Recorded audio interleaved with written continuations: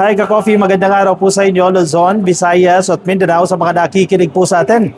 Nasaan man po kayong panig ng daigdig, magandang araw po. Welcome po sa ikalimang State of the Nation Address ni Pangulong Bongbong Marcos at nandito tayo ngayon sa House of Representatives para saksihan natin yung makasaysayan na naman po na State of the Nation Address ng Pangulo kung saan ilalahad niya yung mga accomplishments, mga nagawa po ng administrasyon na ito sa loob po ng isang taon. Just to give you an update, maaga po tayo dito, no?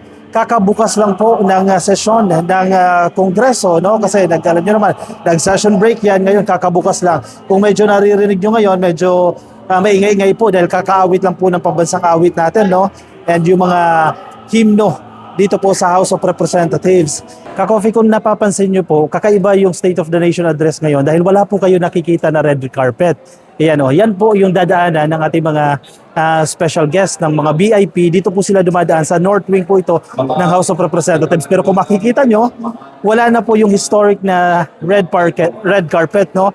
Actually, ka-coffee, mas agree ako dito na tanggalin itong red carpet kasi yan po yung nagiging dahilan para nagiging fashion show Itong State of the Nation Address, syempre, yung mga congressman, yung mga congresswoman, yung kanilang mga may bahay, mga special guest, kanya-kanya parang nagpapasarela ito, kanya-kanya silang suot ng mga magagarbo nilang kasuotan na dahilan din po para mapuna itong mga nagsisidalo dito sa State of the Nation Address. Kaya malaking boom po, malaking bagay po na tinanggal na nila itong red carpet dito po sa may North Wing.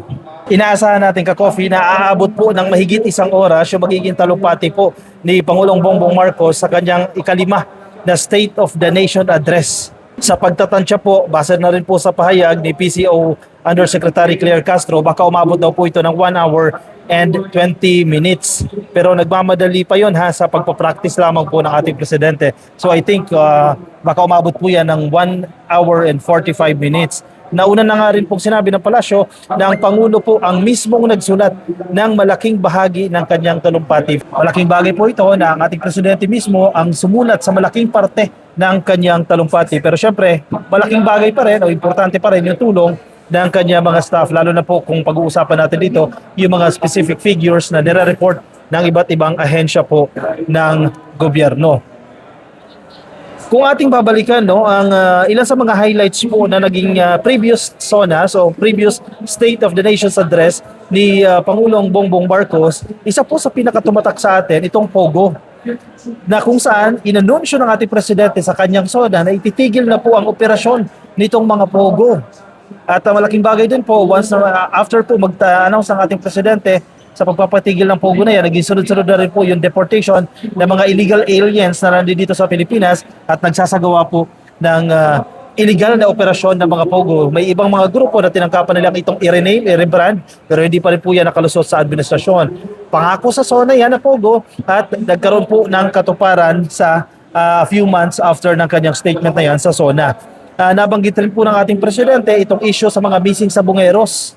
At kung inyong matatandaan, may mga nakasuhan na po. In fact, isa po sa itinuturong masterminds, si Atong Ang, na ngayon po may warrant of arrest na, yun nga lang, hindi pa ito naaaresto. Ang punto, nagkaroon po ng aksyon dito po sa kaso ng missing sabongero na for the longest time, bayaan na po ito, and good thing sa panahon pa ito ni Digong, itong issue ng sabongero at panahon ni PBBM, na-address po itong problema na ito.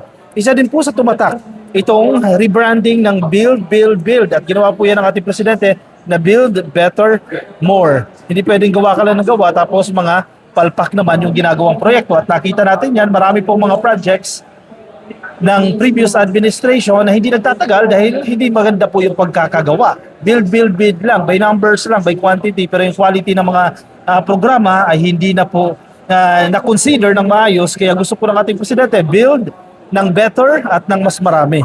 Na-anunsyo rin ng ating presidente noon yung kanyang efforts para labanan po yung droga dito sa Pilipinas, pero may bago na po itong mukha. Kung noong panahon ni Digong ay kinakailangan tukhangin o tsugiin ng walang due process ang mga allegedly suspect o gumagamit ng droga, yun na lang, maliliit na tao lang po ito na pinagtsugi.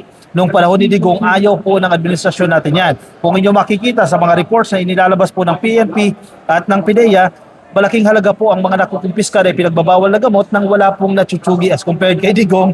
In fact, mas malaki pa nga yung accomplishments ni PBBM, pero ilan lang po actually, parang wala ngang nababalita na pinatay dahil po sa operasyon ng PNP at ng PDEA as compared noong panahon ni Digong na napakarami pong natukhang. At sabi nga sa ilang reports, umabot po yan ng 30,000 Filipinos. At yan din po ang dahilan kung bakit ngayon nakakulong si Digong dyan po sa International Criminal Court, dyan po sa The Hague.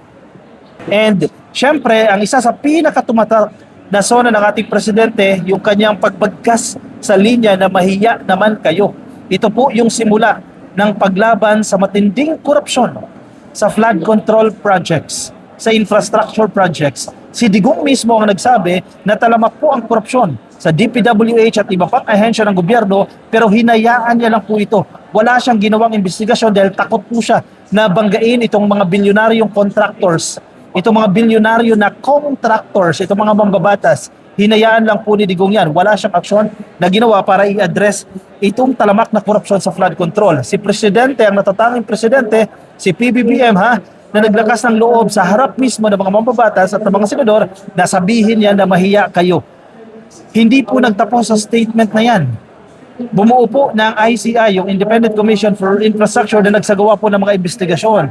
Yung reports ng ICI ay naging batayan din po ng pagsasampa ng mga plunder cases, pagsasampa ng graft at ng napakarami pang kaso sa marami pong sangkot dito sa Talamak na Nakawan. Kabilang na po dyan ang nakakulong na ngayon, isa sa major accomplishments, isa sa mga big fishes na nakakulong na ngayon, si Jingoy Estrada, si Bong Revilla, si Secretary Bonoan at iba pang mga district engineers at iba pa pong mga opisyal. Mabilis na naipakulong itong mga tao na ito matapos po itong mabilis na investigasyon sa flood control scams. Nag-expect sila ng iba pang mga tao na kinakailangan ba ipakulong, pero kinakailangan natin may mahawak tayo na matibay na ebidensya at hindi lamang po sabi-sabi o hindi lamang chismis yung ating mga batayan. Yan po yung ilan sa mga tumatak sa isip natin, tumatak sa taong bayan na parte ng talumpati ng ating presidente. Yung mga media, maaga pa lang po nakalatag na, no? Kung ngayong makikita, syempre, ready na po yung ating mga media, no? Actually, every year, umattend po ako ng SONA dahil sa trabaho ko dati, galing po ako sa media organization, sa National Media Organization for 12 years. So, lagi po tayo nakaka-attend ng State of the Nation address. Kung makikita nyo, ready na po yung ating mga nakaposition na po yung ating mga media organizations mula sa iba't iba pong TV networks. Yan, kung makikita nyo, kanya-kanyang po yan.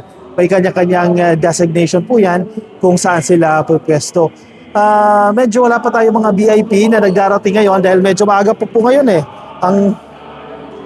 Ang oras natin pasado alas 10 pa lang po, so wala pa po mga VIP na nagdadatingan ngayon. Ikaw, anong masasabi mo ka-coffee? Ilagay dyan sa comment section. I'll see you in the next video.